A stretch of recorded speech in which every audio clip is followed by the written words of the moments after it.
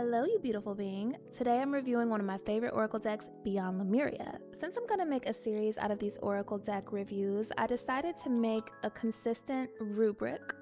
Yeah, a rubric. So I'll discuss the frequency of the deck, like the overall vibe, complexity, how difficult or easy is it to use? Is it good for beginners, or should you be more advanced, or is it more intuitive? I'll also discuss the guidebook, like how dependent are we on this guidebook? Can we just use the deck, or do you low-key need the guidebook? And I'll also give my opinion on the ideal usage. Should you use it alone, pair it with another deck, how often, that kind of thing. I thought it would be fun if we start this review by pulling one card with the intention of letting the deck tell us about itself. I've had this deck for a while, so it is well used. I'm gonna do a quick little shuffle.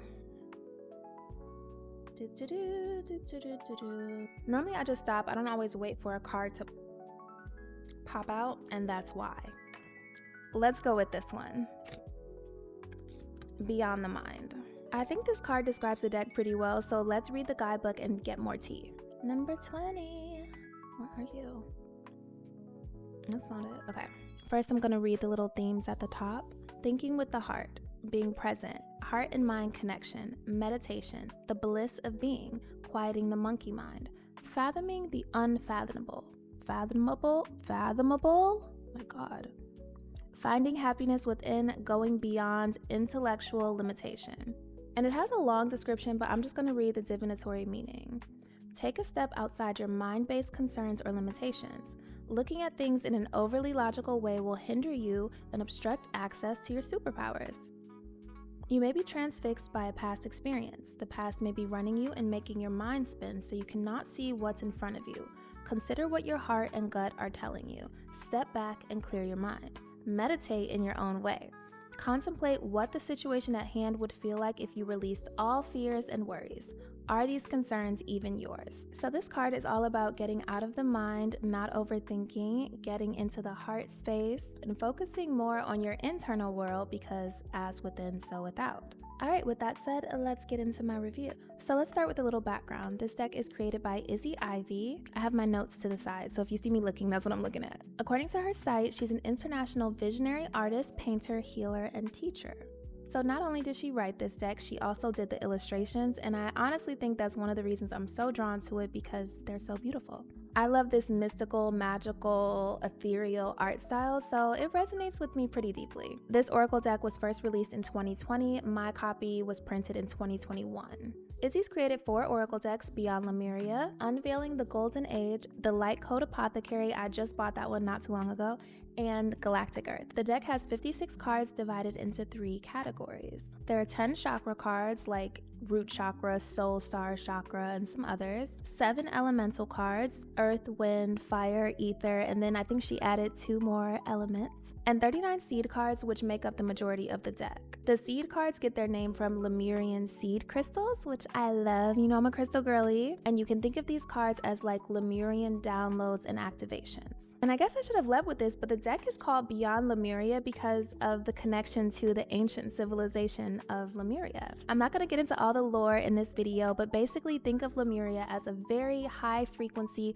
high consciousness, ancient civilization. Yeah, so in my opinion, the frequency of this deck is very activating. Wow. I said activating and pulled that. This is activating. Okay, this is probably one of the most activating cards in the deck, in my opinion. I've pulled most of these cards, and this one has a lot going on, but it's very intentional. Yeah, activating. It's also very magical. Let's see if we can get an example of magical. Yeah, high heart chakra. And it also has just like a very ethereal energy. I don't like using the term starseed because I know it kind of offends certain people, but you know, that vibe. Starseed elemental. So yeah, it's a very much like upper chakra, heavenly, ethereal vibe. Lots of involved. Here's Beyond the Mind that we just had. Very dreamy, very mystical. Complexity.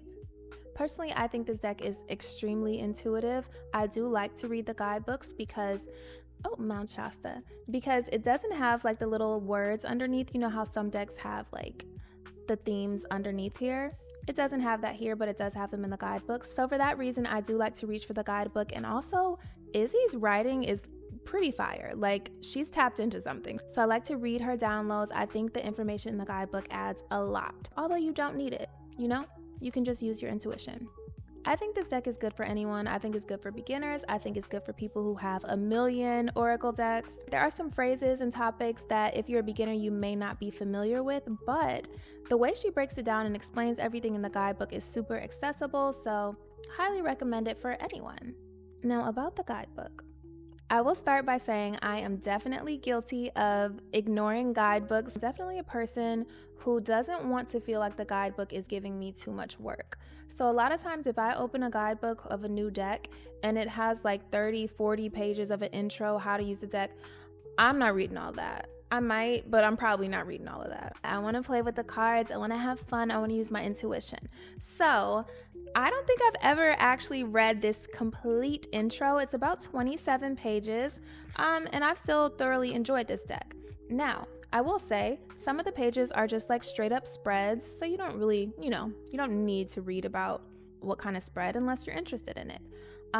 But they do give you all that information if you are a newbie or if you just want to try a different spread. Now, some of you may want this information, why the deck was created, what her intention was, some background information about Lemuria, which is pretty important if you have a Beyond Lemuria deck. Who were the Lemurians, that kind of thing. How to use these cards, about the cards, and then we get into the 3 suits of cards, so the chakra cards, elemental cards, and the seed cards. I'm not gonna lie to you, I didn't read all this, and I've been having a great time. But I absolutely do love this guidebook when it comes to giving you the information about the individual cards. That, she ate with that. So like I mentioned before, at the top, she gives you some themes for the card and then more information that relates to the card. Sometimes I read this whole thing and sometimes I might skip down to the divinatory meaning, depending on how I'm feeling, like how much information I need. So the price of this deck is $600. I'm just kidding. It's $16 on Amazon, which is very affordable. This deck is one of my staples. I use it all the time. It's still in pretty good shape. I've been using it for what, like 3 years, 4 years now? And by the way, I did buy this myself. This wasn't a deck that was gifted to me. I think I got it in Atlanta, maybe. I don't know. I've had this deck for so long. I don't even remember where I picked it up. And that's not normal for me. Normally, I know exactly where I got every deck. Maybe the Lemurians gave it to me. Now, like I said, this deck is one of my main decks. It is a staple in my collection. I use it all the time. I think it's perfectly fine to use alone. I will say, since the cards are very high frequency, kind of zoomed out, more of a big picture vibe, if I want to ground the information or if I feel like I want a little more practical action, then I will pair it with another deck. Some of my favorite decks to pair it with are Wisdom of the Oracle. This is an OG. A lot of people know about this one. I love this deck. I do feel like it will drag you sometimes though.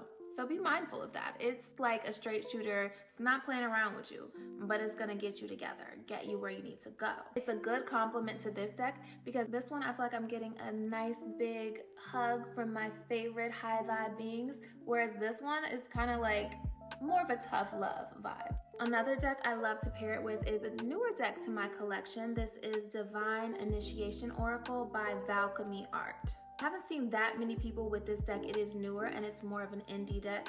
Highly recommend though. I'm gonna do a review on this one at some point because it's definitely worth reviewing. This one is one of my go-tos to use with Beyond Lemuria.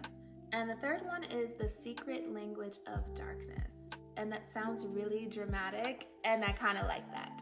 This is also a newer deck to my collection. I almost didn't buy it because y'all know I'm a light and love girly, okay?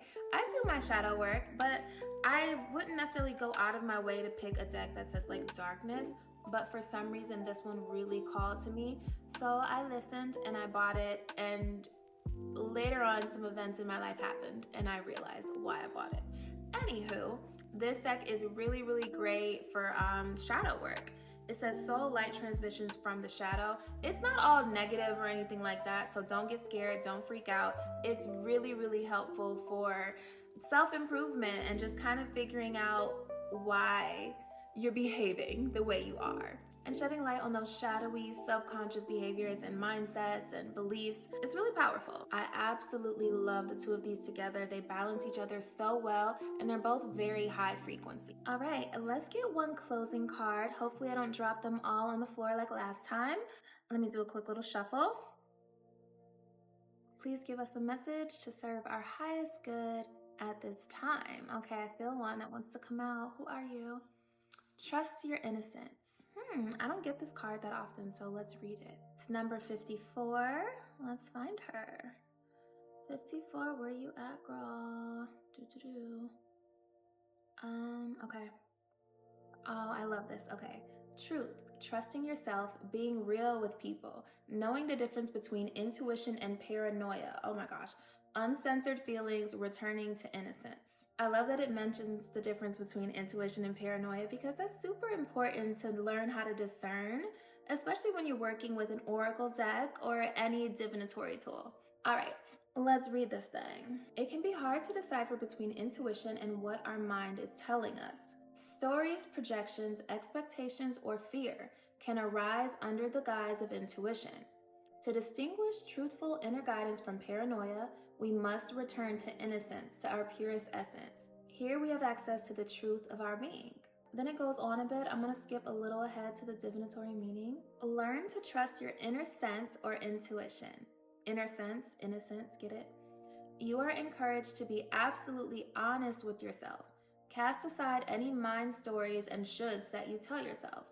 In your heart of hearts, you know the answers. Dare to listen and to honor them. This card may also relate to being truthful with another person. Relationships can only deepen when we can be real with each other. Consider your timing and be considerate. But this is a time for truths. I love that. I think that's super appropriate. Perfect for a closing. That's all I have for Beyond Lemuria. I hope y'all enjoyed this review because it's one of my favorite decks, so I hope I did it justice. Let me know what you think of this deck. Would you try it? Have you tried it? And let me know in the comments if there are any other oracle decks you'd like me to review. Thank you so much for being here. I love you, and I'll see you in the next video.